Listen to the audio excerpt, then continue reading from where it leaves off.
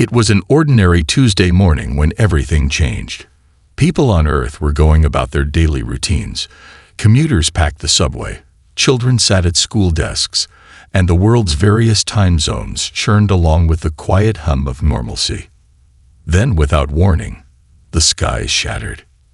At first, it was just a blip, a ripple in the atmosphere, like the hum of static on a radio. Then the clouds split open, revealing massive, looming shapes in the sky. Gigantic, impossibly sleek ships, as large as continents, emerged from nowhere. They hovered ominously above the world's capitals, each ship surrounded by a fleet of smaller craft that seemed to materialize from thin air. It took minutes for the world's military forces to detect the threat. A few more minutes for global communications to crackle with panic. By the time the United Nations issued its first official statement, it was too late. Humanity had no idea who or what had come. The ships broadcast a single message, not on radio or television, but directly into the minds of every living person on Earth. A cold, disembodied voice spoke, and with it came an icy clarity. "We are the Tikrith. Your species has defied the natural order for too long. Your time has come to an end." The message reverberated through every mind like a death sentence. Nations scrambled to mobilize their forces. In Washington, D.C., President Evan Daniels addressed the nation, his voice calm but tinged with uncertainty. "We do not know what we're facing, but we will fight back. We are not a species that surrenders." Meanwhile, in New York, Jack Morrison, a mid-level government official who had spent most of his career in diplomacy, watched the broadcast in stunned silence. He was not a man of military action, not a fighter. But in that moment, he understood something that had eluded him for years. Humanity had always fought against impossible odds, and this time would be no different. "We're not going down without a fight," he muttered under his breath, as a new fierce resolve gripped him. The world would never forget today. The Tikrith did not wait for a response. The very next day, their fleet began to move. Massive ships, each a city in itself, descended into Earth's atmosphere, casting shadows over entire nations. From those ships, millions of drones were deployed, blanketing the skies and sending every defense system Earth had into chaos. The Tikrith weren't just an alien force. They were an overwhelming presence. Their vessels communicated through pulsating waves of sound and light, drawing deep into the fabric of human perception. They didn't need to launch bombs or missiles. They just existed, and their presence alone paralyzed the planet. In New Geneva, the United Nations convened in an emergency session. The room was filled with tension. President Evan Daniels had a hard decision to make, but it was not one of courage. It was one of surrender. The military advised him that resistance was futile.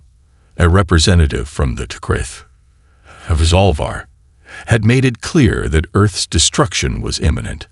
A galactic peace was on offer, but only if humanity submitted.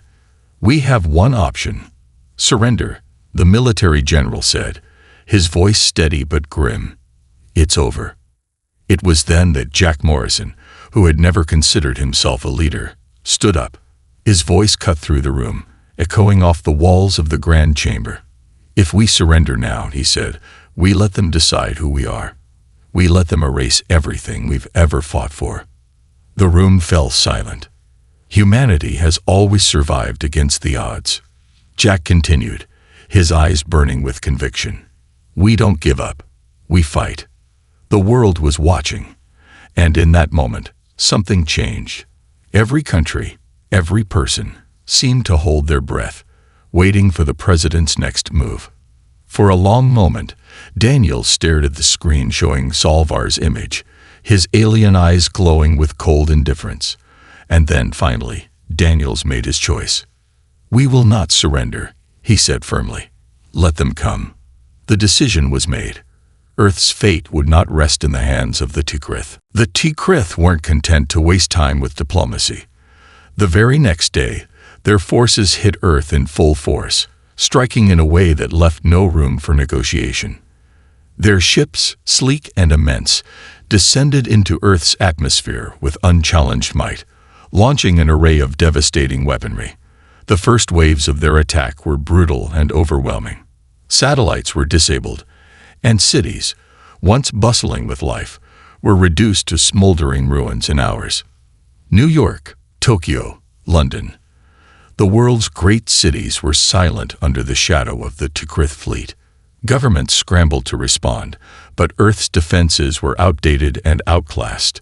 Humanity's military forces, though brave, stood no chance against the technological superiority of the invaders.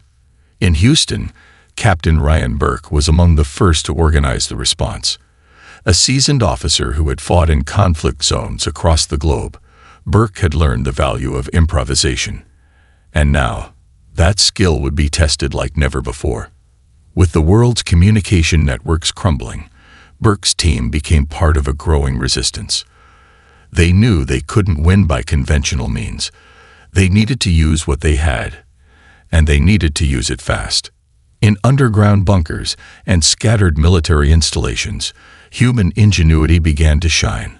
Armed with nothing more than scraps of old weaponry and the remnants of Earth's technological past, makeshift armies formed.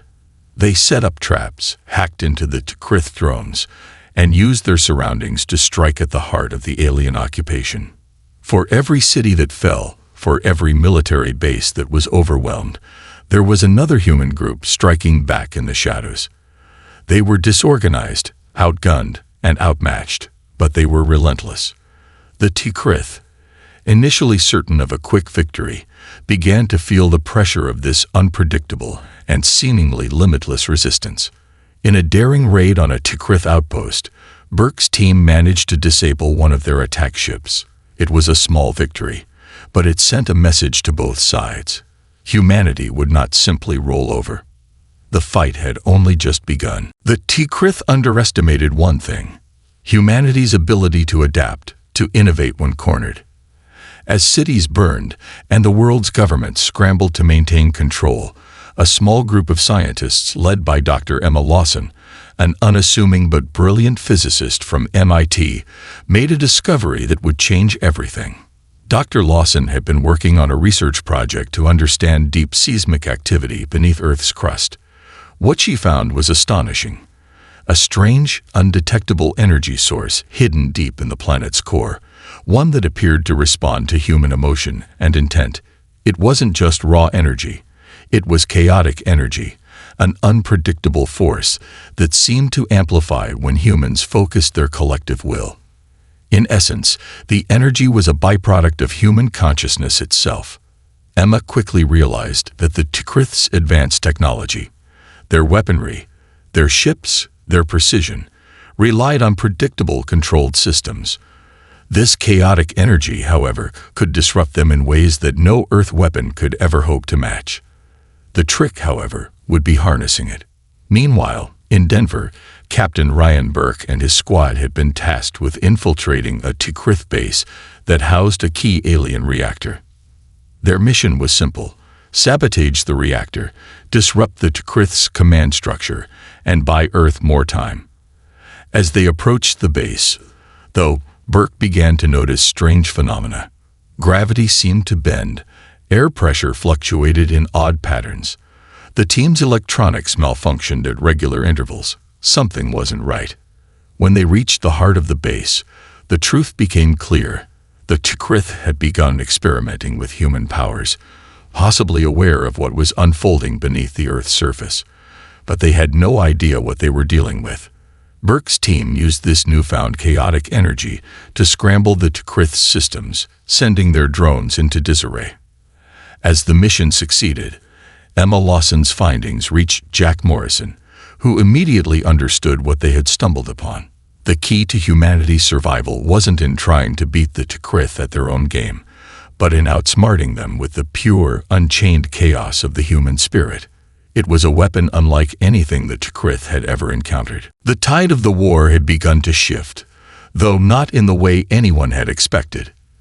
The T'Krith, whose superiority in technology had once made them seem invincible, now found themselves stumbling against an unseen force. Humanity had discovered something within itself, something primal, raw, and unquantifiable, and it was slowly turning the war in their favor. The T'Krith, always methodical, were bewildered. Their highly advanced AI systems, designed to anticipate every variable, were struggling to cope with the unpredictable nature of human resistance. As the human forces dug in, relying on guerrilla tactics and new weapons powered by chaotic energy, the T'Krith began to realize they weren't fighting just a species. They were fighting an entire mindset. A mindset that thrived on chaos, that could bend the rules of nature itself. In Los Angeles, Captain Ryan Burke and his team had just delivered their latest victory. They'd managed to sabotage another T'Krith energy facility, causing a cascading failure across several of their warships in orbit. For a brief, shining moment, Earth seemed to gain the upper hand. But the T'Krith were not ones to give up easily. Their high command gathered in a secret meeting, trying to recalibrate their strategy. Zolvar, the T'Krith leader, had grown increasingly frustrated. His race had conquered dozens of worlds with ease, bending lesser species to their will. But humanity was different. We have underestimated them. Zolvar growled, his multiple eyes narrowing with annoyance. Their unpredictability is not a weakness, it is a weapon. The T'Krith knew they had to act fast. Zolvar ordered a full-scale offensive to crush Earth's final resistance, but the alien leader had no idea what was coming next. In the midst of their regrouping, Emma Lawson, the physicist who had discovered the chaotic energy, found the final piece of the puzzle. With her team of engineers, she had developed a prototype device to amplify the energy at a scale the T'Krith couldn't fathom. It was a weapon that would disrupt their technology on a planetary scale if they could manage to deploy it in time. As the T'Krith's fleet approached Earth's final strongholds, humanity's last desperate hope was locked and loaded. The battle for survival had entered its most critical phase. As the T'Krith prepared to launch their final, all-out assault, Earth's defenders rallied for what could be their last stand. With major cities in ruins, and the T'Krith closing in on the remaining strongholds, the resistance was scattered and disorganized. Yet, for the first time in weeks, there was a flicker of something stronger than fear: determination. In Washington, D.C., President Avon Daniels stood in a secure underground bunker, staring at the map that displayed the T'Krith fleet's final trajectory. He knew that Earth's survival now hinged on a single perilous choice. A choice that could either lead to humanity's annihilation or redefine their place in the galaxy forever. The T'Krith had made their ultimatum clear: surrender or face total destruction. The message was broadcast directly to every corner of the planet, this time with a chilling finality. You will submit to our will. There is no other option. If you resist, your species will be erased from existence. The room fell silent as Daniels considered their offer. The T'Krith weren't bluffing. The footage from the front lines showed entire cities reduced to rubble. The alien force was near unstoppable, and the human race, in terms of firepower and technology, had no way of matching them. But then Jack Morrison spoke up. He had been at the center of the resistance from the beginning, and the weight of his words carried more gravity than ever before. If we surrender now, he said, we let them erase everything that makes us human.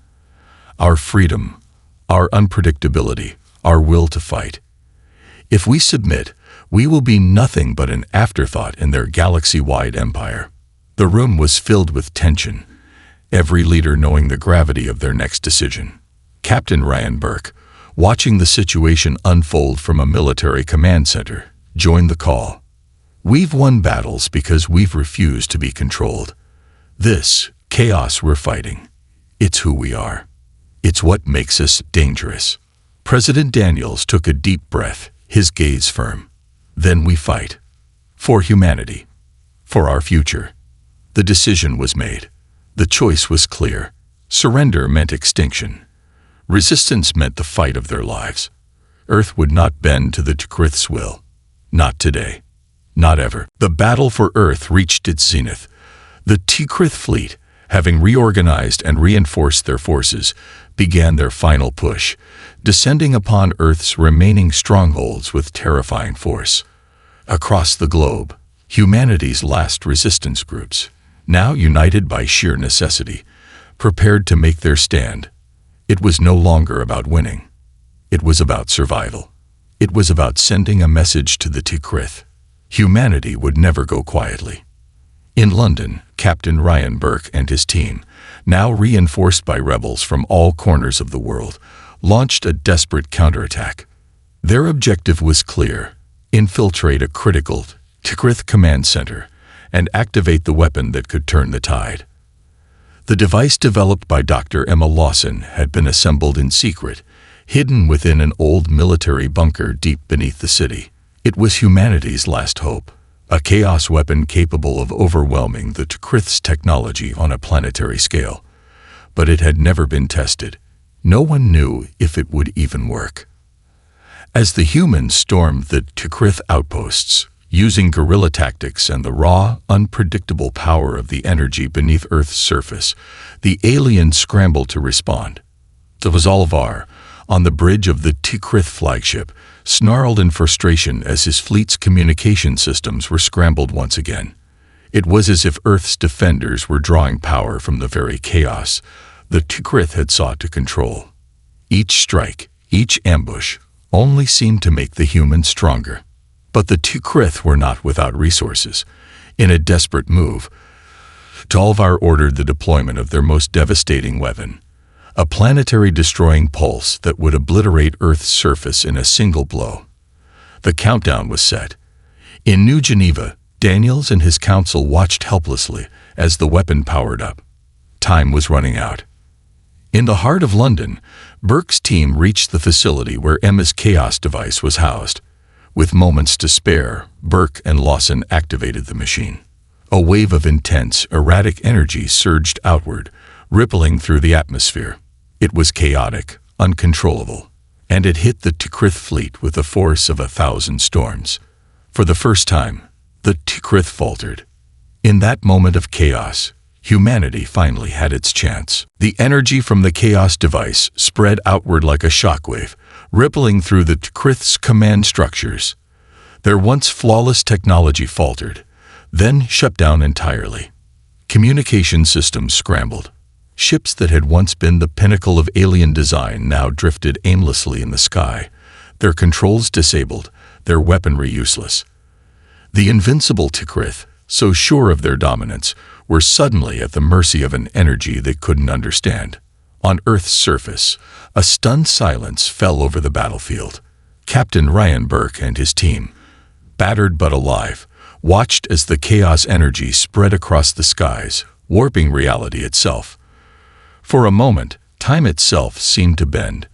The air shimmered with power, with something older and wilder than anything the T'Krith had ever encountered. In Washington, D.C., President Evan Daniels stood at the forefront of a worldwide broadcast. The moment was surreal. The T'Krith fleet had been crippled, their ships grounded, their forces in disarray. Humanity, against all odds, had fought back. But the world knew that even though the battle had swung in their favor, the war was far from over. The Zalvar, along with the T'Krith's remaining commanders, would not retreat without a fight. As the pulse of energy continued to ripple outward, Emma Lawson watched from the command center, her face a mixture of awe and dread. The chaotic power had worked, but at what cost? The energy source was volatile, unpredictable. And now it was linked to the very fabric of Earth's core. Humanity had unleashed something that no one, not even they, could fully control. But for now, it didn't matter. The T'Krith were reeling. And humanity, in the span of a single day, had redefined their place in the universe. In the wreckage of their defeat, the T'Krith began to realize the truth. They had underestimated humanity not because of its technology, but because of its spirit, the unrelenting, unpredictable force that had driven them to survive, to fight, and now to win. "We are not your prey," Jack Morrison said, his voice firm and unwavering. "We are your equals." The galaxy would never forget the day the T'Krith faced the chaos of humanity and learned to fear it. The war was over, but the consequences were only just beginning.